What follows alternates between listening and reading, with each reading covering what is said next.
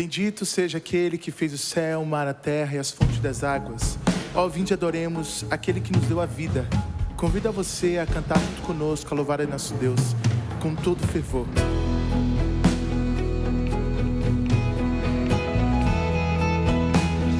Vamos juntos.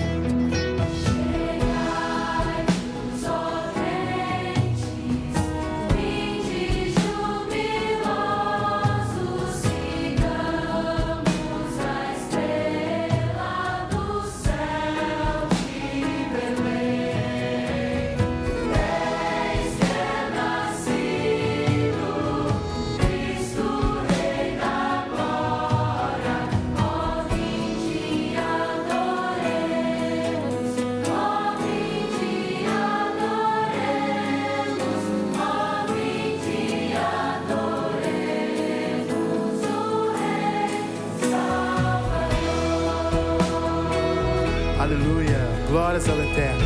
Vamos continuar? Todos juntos.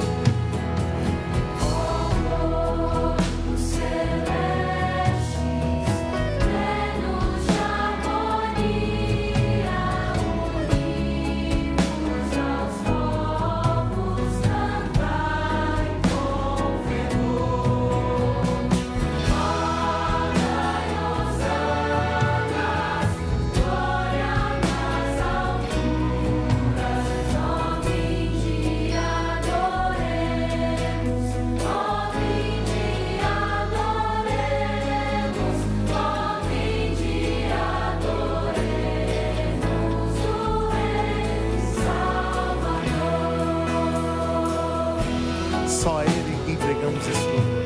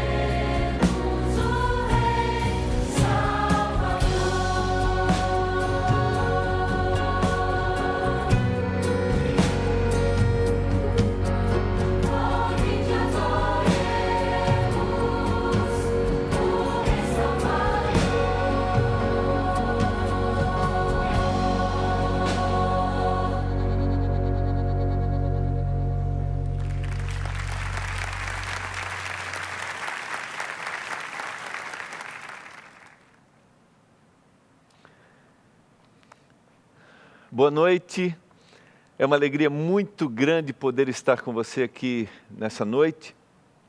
Gostaria de saudá-lo em nome da comunidade adventista do UNASP Campus Engenheiro Coelho. Hoje à noite, eu acho que eu devo saudar você dizendo Feliz Natal. Ontem à noite você estava aí junto da sua família, talvez esse é o Natal mais atípico que a gente já passou na história, né? Em alguns países do mundo isso está muito mais restringido, esse convívio, esse momento de celebração. Mas a essência do Natal, ainda que Jesus não tenha nascido exatamente nesse período, isso é intocável. E é o que eu gostaria nessa noite de compartilhar com você. Um Feliz Natal, que Deus continue abençoando muito a você e a sua família. Eu quero saudar a comunidade que sempre está com a gente, quero saudar você que é aluno do UNASP, você que se formou, mais uma vez parabéns, e você que retorna, né? Aí no mês de fevereiro, para continuar as suas atividades e para realizar o seu sonho, que é a sua formação universitária. Eu também quero mandar um abraço especial para você que está tirando esse período de férias por descanso junto da sua família, mas para você que está em alguma atividade, está em trabalho, você que foi o que a gente chama na comunidade adventista colportar. Ou seja, você vai vender literatura, compartilhar, levar mensagens de esperança através da literatura e assim ter recursos para você retornar aqui para a universidade. Mas eu quero que você, que não faz parte da nossa comunidade, talvez você nem compartilhe a mesma crença, se sinta acolhido por todos nós nessa noite. Que você se sinta amado. E se você tiver alguma necessidade, se você precisar de algo, entre em contato conosco. Se você deseja conhecer mais da palavra de Deus, nós teremos a alegria em poder compartilhar para você aquilo que a gente crê. Ok? E essa noite, antes de a gente compartilhar o estudo da palavra, eu quero me dirigir a uma família que eu tenho um carinho muito especial, que fez parte da minha vida quando eu ainda era aluno, né? Eu os conheci na cidade de Caxias do Sul, no Rio Grande do Sul. É a família Dott, o Dott, a Rose, a Paola e a Pamela. Na época, acho que o Dott nem era casado ainda com a Rose, e depois vieram a Pamela e a Paola. A Pamela é nossa aluna de psicologia aqui no Centro Universitário. E eu quero me dirigir a vocês porque vocês, a gente conversou essa semana, têm passado por momentos muito difíceis na área da saúde. E hoje à noite, Dott, Rose, Pamela e Paola, eu quero orar por vocês. Tá? E vocês representam todas as pessoas que nesse momento têm alguma limitação, estão passando por alguma dificuldade. Seja ela material, seja ela física, seja ela emocional, seja ela relacional. Eu quero orar por vocês. Vocês têm passado por momentos duros na área da saúde, mas eu quero dizer que nós nos unimos em oração, que vocês se sintam assistidos, vistos pelo Senhor Jesus. Ele é soberano e está com vocês.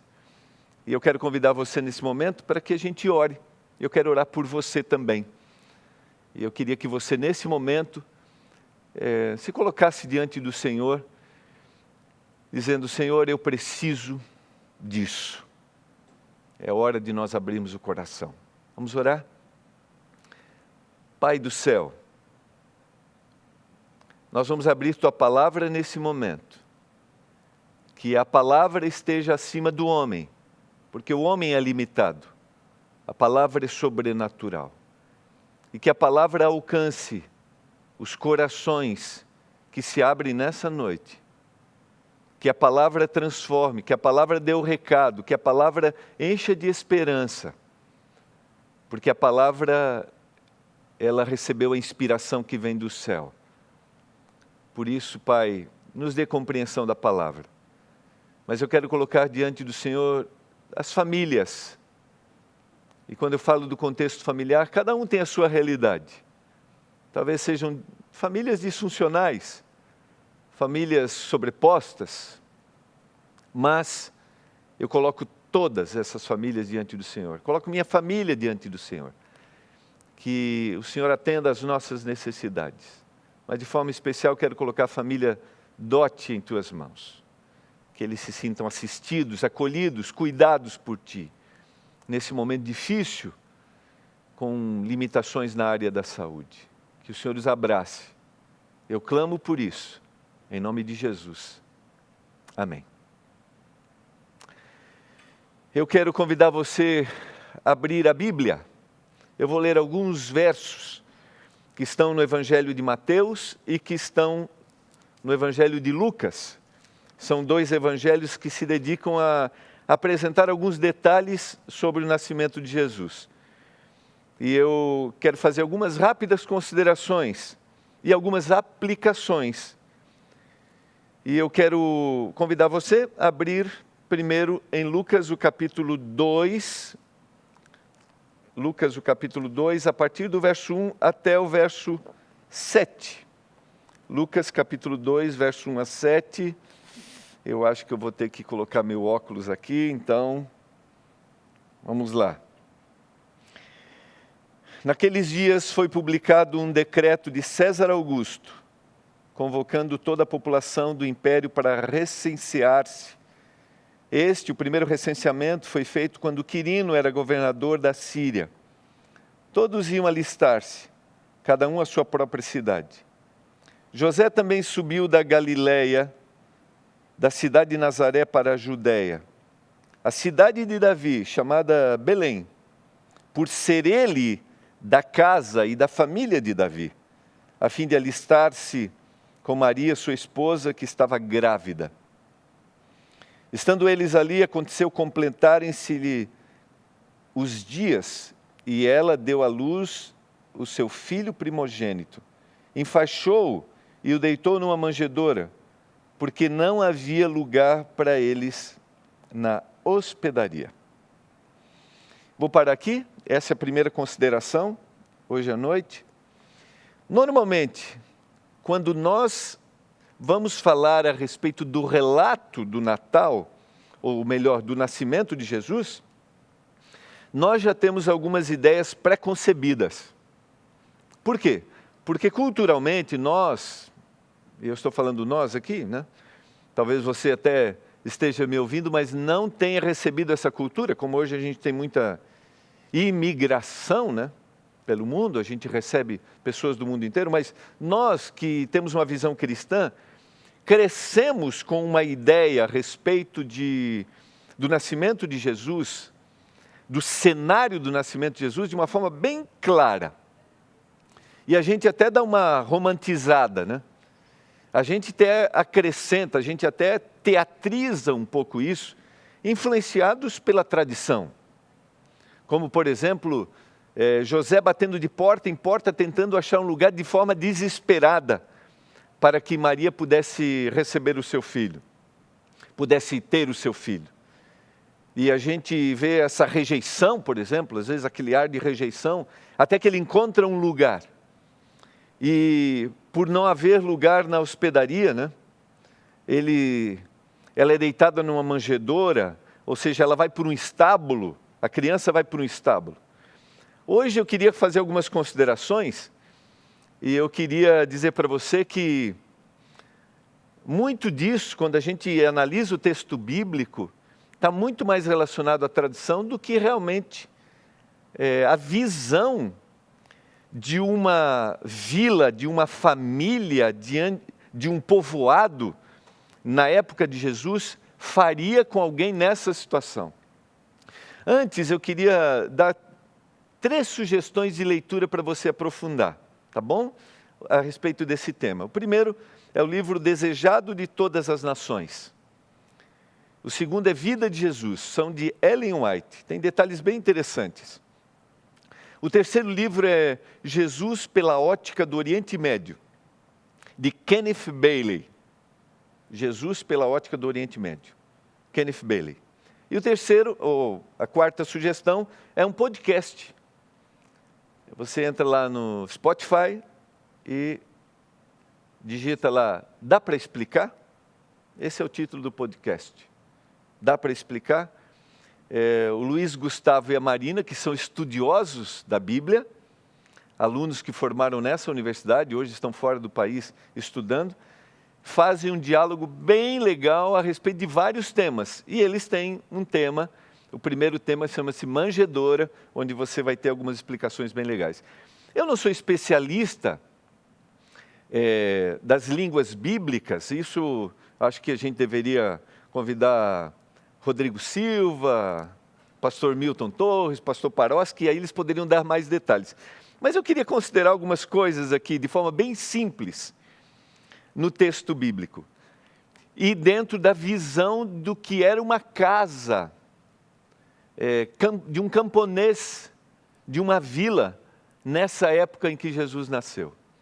A gente normalmente teria uma casa com 2 ou 3 cômodos, e esses cômodos seriam uma hospedaria, ou seja, como um quarto de hóspedes, depois o quarto maior, onde tudo estava ali junto, né, a cozinha, e depois uma pequena separação, um pequeno declive, onde ficavam os animais, dentro do próprio ambiente, uma porta dava acesso para essa subidinha nessa parte maior, e ali ficava a manjedoura.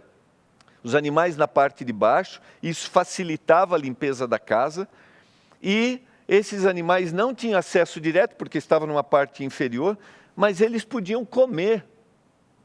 É muito comum no Oriente os animais conviverem nessas regiões que são regiões do interior, né? E nessa época era muito mais comum, porque a gente não tem modernização, os animais fazerem parte do ambiente, conviverem com as pessoas.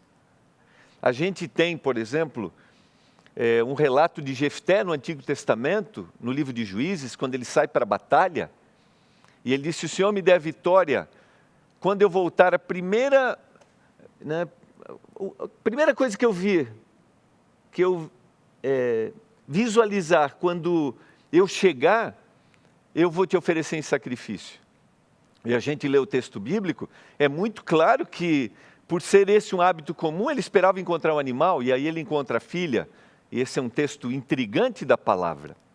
Quando a gente analisa o texto bíblico, por exemplo, e a gente vê a palavra hospedaria, nós temos duas menções, ou duas palavras que podem ser usadas para hospedaria. Uma como um quarto de hóspedes, e outro como um local em que se comercializava hospedagem.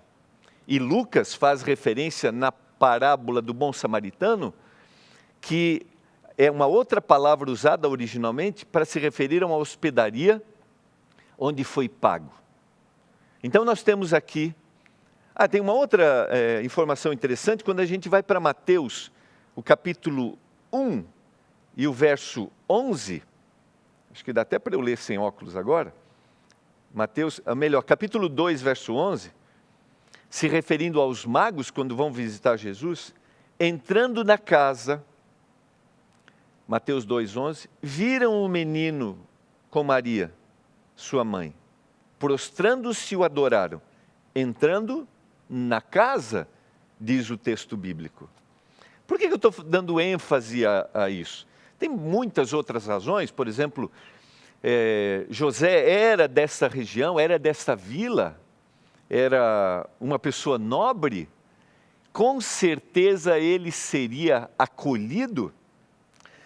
Uma outra característica, quando você vai para o Oriente, você percebe que acolher, a gentileza, é algo que faz parte desta cultura.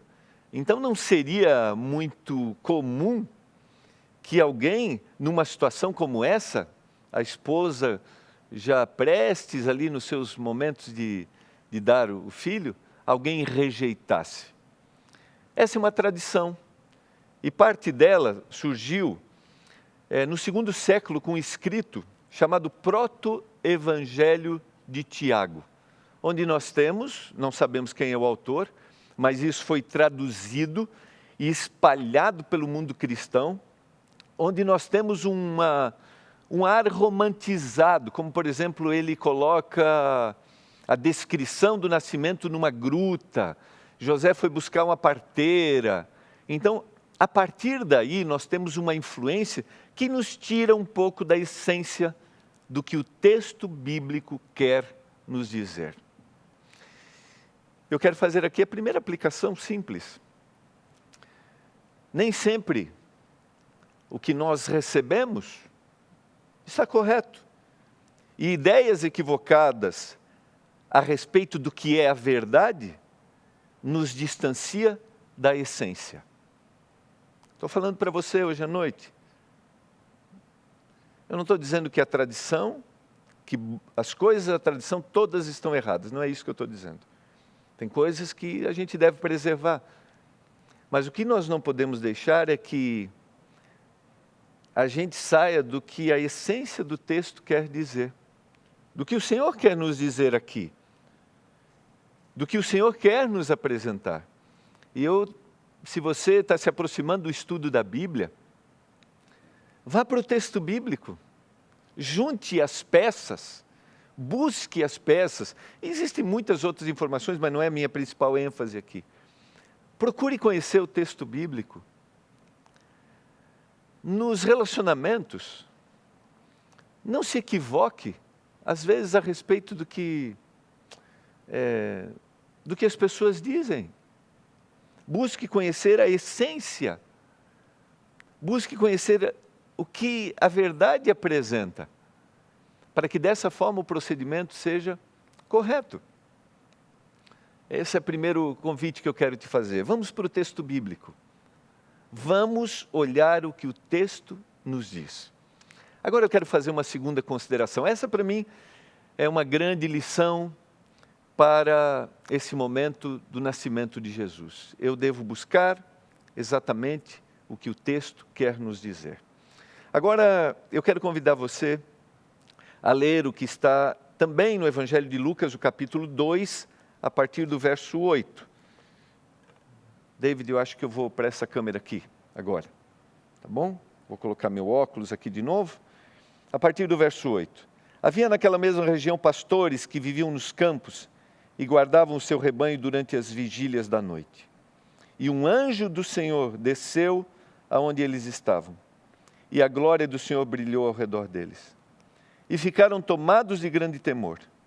O anjo, porém, lhes disse: não temais, eis aqui eu vos trago boa nova de grande alegria, que o será para todo o povo. É que hoje vos nasceu na cidade de Davi o Salvador, que é Cristo, o Senhor. E este vos servirá de sinal. Encontrareis uma criança envolta em faixas e deitada em manjedoura. E subitamente apareceu com um anjo uma multidão da milícia celestial, louvando a Deus e dizendo: glória a Deus nas maiores alturas e paz na terra entre os homens a quem Ele quer bem. E ausentando-se deles os anjos para o céu, diziam os pastores uns aos outros: vamos até Belém, vejamos os acontecimentos que o Senhor nos deu a conhecer.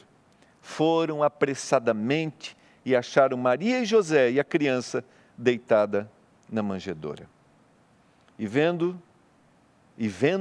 divulgaram o que lhes tinha sido dito a respeito deste menino. Todos os que ouviram se admiraram das coisas referidas pelos pastores. Maria, porém, guardava todas essas palavras, meditando-as no coração. Voltaram então os pastores, glorificando e louvando a Deus por tudo o que tinham ouvido e visto, como lhes fora anunciado. Quando a gente analisa o Evangelho de Lucas de uma forma mais técnica, nós percebemos que o Evangelho de Lucas é um evangelho inclusivo. Você já deve ter ouvido falar, ou você sabe que os pastores eram uma classe de pessoas rejeitada.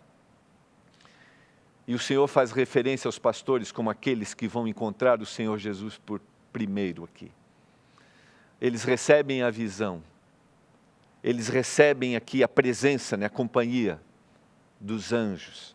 Do anjo celestial e depois dessa milícia de anjos. E eles se dirigem. Que lição nós aprendemos no nascimento de Jesus? Eu anotei o texto que diz assim: o nascimento de Jesus é inclusivo, ou seja, todos são chamados para fazerem parte do reino, e todos são chamados para proclamarem o reino. O que o Senhor nos ensina, primeiramente com aqueles que são desprezados no âmbito social, é que o convite para fazerem parte do reino celestial, começando esse reino na comunidade aqui na terra, é para aquele que deseja. Não importa quem ele seja, não importa qual seja a sua condição, não importa qual sua classe, não importa qual sua cor, não importa nada. O que importa no texto bíblico, o nascimento de Jesus é para nos dar o recado. O reino é para você que deseja. O reino é para você que quer receber a salvação. Quando os pastores chegam, os pastores recebem a oportunidade da salvação. E eu quero fazer uma pergunta para você hoje à noite. Há alguma coisa que separa você de ir até o Senhor? Você sabe, parece até um chavão, mas é importante. Nós vamos ao Senhor do jeito que somos e do jeito que estamos, mas nós não ficamos do mesmo jeito. O Evangelho é inclusivo. O Evangelho nos recebe. O Senhor nos recebe, o Senhor nos inclui. Não importa quem somos, mas nós não ficamos do mesmo jeito. Por quê? Porque quando eu me aproximo do Senhor Jesus, deve haver um processo de transformação na minha vida. Deve haver um novo momento. Por isso, esse é um momento de celebração. O Senhor convida a todos, mas não deixa todos do jeito que estão. Há alguma coisa que precisa ser transformada? Há algum impedimento? O convite do Senhor na celebração do seu nascimento é: venha, o Salvador nasceu. E o Salvador deseja transformar a sua vida. E nesse momento eu quero convidar você. Não existem empecilhos, viu? Não existem obstáculos que podem impedir você, se você colocar-se diante do Senhor através da atuação do Espírito e dizer: Senhor, eu quero ir até o Senhor para que eu tenha uma vida diferente. Que a celebração do Natal para você seja a sua oportunidade. No Evangelho de Lucas, não existem classes que não podem se aproximar do Senhor. Não existe nenhum impedimento. E isso se dá nos primeiros momentos do nascimento do Senhor. Agora eu quero fazer a terceira e última consideração. Eu gostaria de convidá-lo a abrir agora no Evangelho de Mateus, o capítulo 1. E o verso 20, Evangelho de Mateus, capítulo 1, verso 20. O texto diz: enquanto ponderava nestas coisas, eis que lhe apareceu em sonho um anjo do Senhor dizendo: José, filho de Davi, não temas receber Maria, tua mulher, porque o que nela foi gerado é do Espírito Santo. Ela dará à luz a um filho e lhe porás o nome de Jesus, porque ele salvará o seu povo dos pecados deles. Vou sublinhar a última frase. Porque ele salvará o seu povo dos pecados deles. Por que Jesus veio à Terra? Qual foi a grande razão do seu nascimento? Aqui nós temos um cumprimento profético, dado lá no capítulo 3 de Gênesis, a Adão e Eva. Durante todas essas gerações, durante todo esse período, eles esperavam a vinda do Salvador. Agora nós precisamos relembrar um pouquinho qual era o contexto social em que este povo vivia, em que os judeus viviam. Talvez você saiba disso, mas só para a gente relembrar, eles viviam sob a opressão do Império Romano. Eles tinham sérios problemas sociais e eles tinham agora uma perspectiva de que a vinda do Salvador os libertaria dessa opressão social. E essa visão a respeito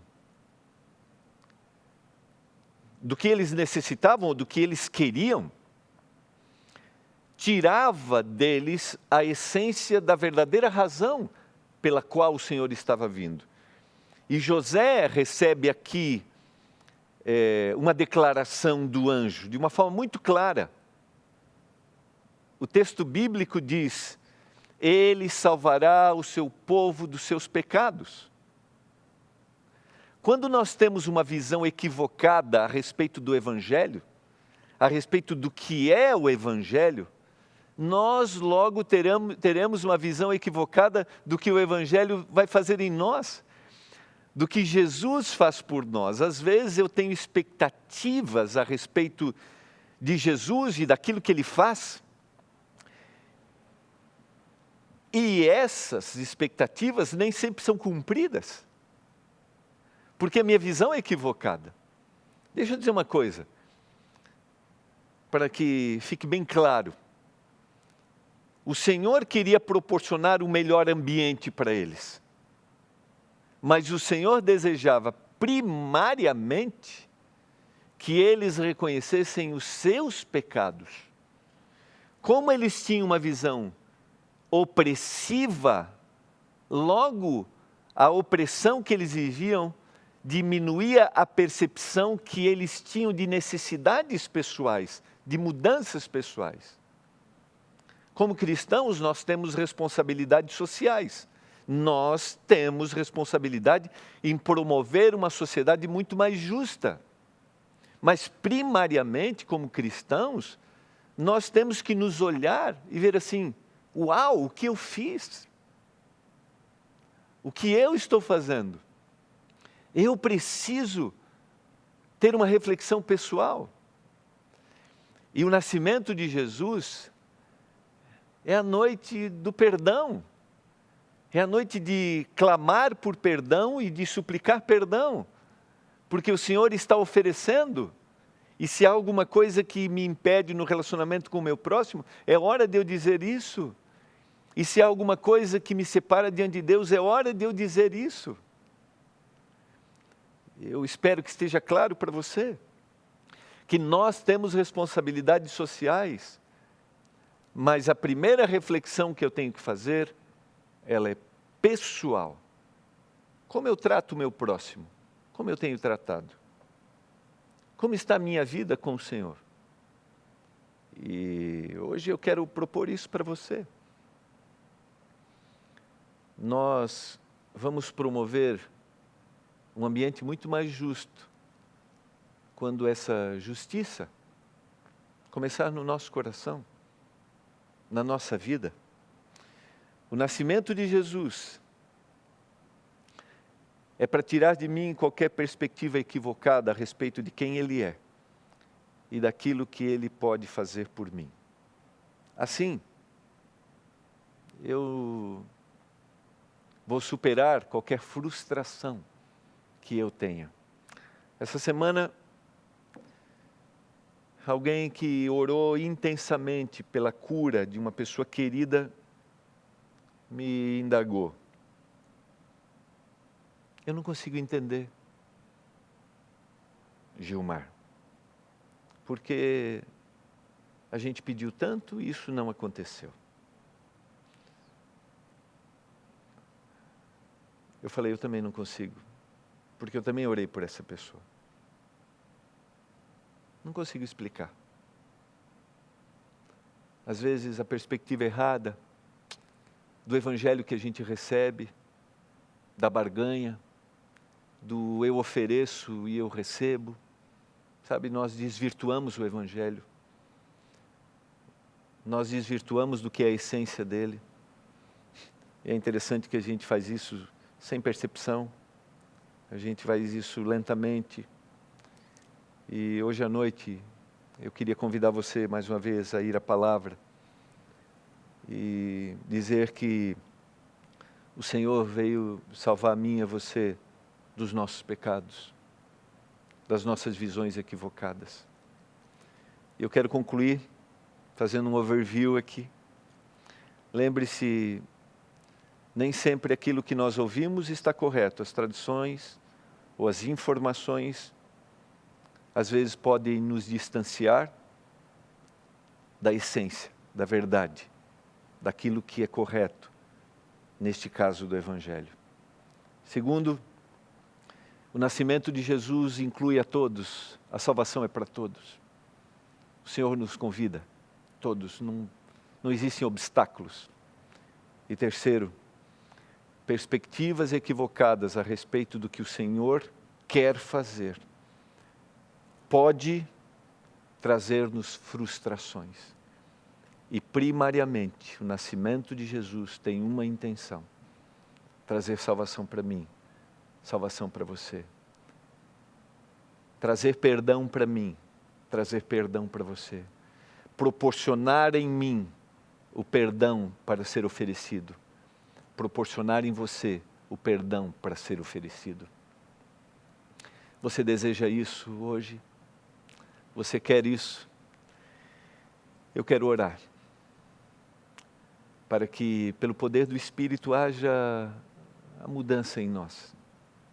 Eu não sei quem você é, não sei o que você está passando, não sei quais são suas lutas, mas eu sei o que Deus pode fazer. Ao longo da minha vida pastoral, eu tenho visto o Senhor transformar vida de pessoas, mas transformar a minha vida.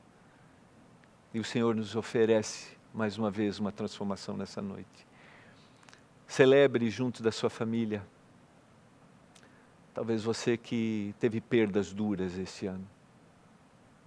Mas não esqueça, não há nada que não possa ser transformado pelo poder do Senhor. E nós cremos na volta do Senhor Jesus. O bebê que nasceu, viveu, morreu, ressuscitou e vai voltar para ir viver com todos aqueles que aceitaram a eternidade. Eu creio nisso. Vamos orar? Pai do céu, obrigado pela Tua palavra, que a gente busque nela a compreensão. Obrigado porque o Senhor inclui a todos. E obrigado, Pai, porque o Senhor veio nos salvar. O Senhor veio para que a gente reconhecesse os nossos pecados, os nossos equívocos, para que a gente receba o perdão e para que a gente ofereça perdão.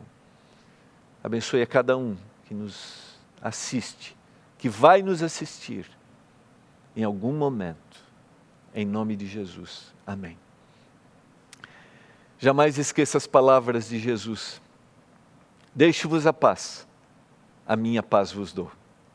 Um abraço e um Feliz Natal.